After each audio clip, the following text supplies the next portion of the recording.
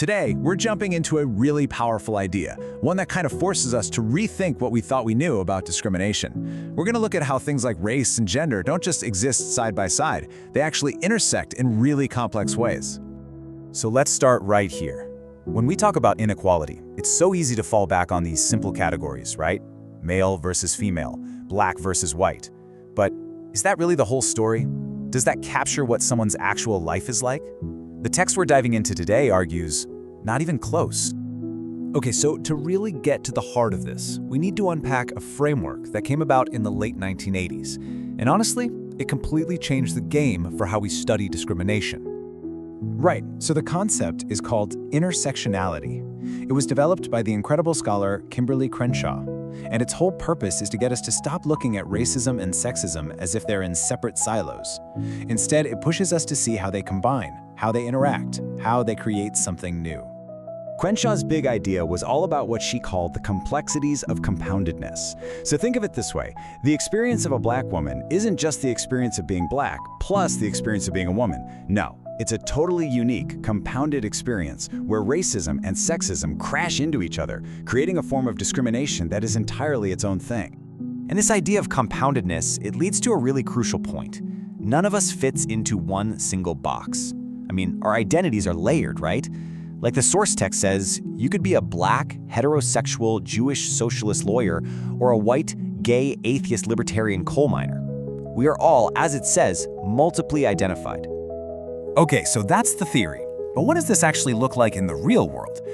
How does this framework help us understand society in a more nuanced way? A key idea here is that these identity labels, they're not rigid. As public health scholar Tiffany N. Ford points out, they're contextual. What it even means to be male or black or queer can change so much depending on the time and the place. They're not fixed. And because these categories are so fluid, the patterns of who has an advantage and who doesn't, they're not set in stone either. For example, anti-black gendered racism hits both black men and black women, for sure, but it doesn't hit them in the same way at all. A really powerful example from the text is the political stereotype of the welfare queen. Now, this wasn't just a racist trope, and it wasn't just a sexist one. It was a very specific intersectional stereotype that used gender to unfairly characterize and blame black women for much, much larger social problems. Okay, but this is where the source material really pushes the conversation forward. It argues that this exact same intersectional framework can show us some major blind spots in how we normally think about gender and race. Specifically, what happens when we turn this lens toward the intersection of being both black and male? Does the framework work in the same way? And that question brings us to the work of scholar Tommy Curry, who argues that the unique position of black men is a really critical and often deeply misunderstood area of study.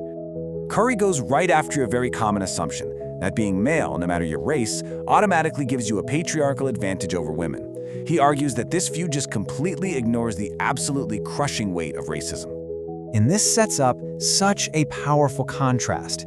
While black women have been unfairly stereotyped with these specific archetypes, Curry argues that black men have been falsely seen as benefiting from patriarchy, when in reality he says they should be seen as oppressed, racialized men. So because he sees this huge gap in our understanding, Curry calls for creating a whole new scholarly field, black male studies. He argues that the frameworks we have now just too often miss the specific kinds of gendered racism that black men have to face. Okay, so we've seen how intersectionality can reveal these very different experiences for black women and black men. And this leads the author of our source text to zoom in on what they see as the one single factor that drives all of this.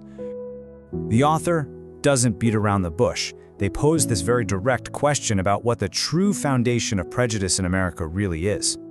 And their answer is just as direct. They argue that the deepest, most defining prejudice is anti-black racism. And this isn't some vague idea.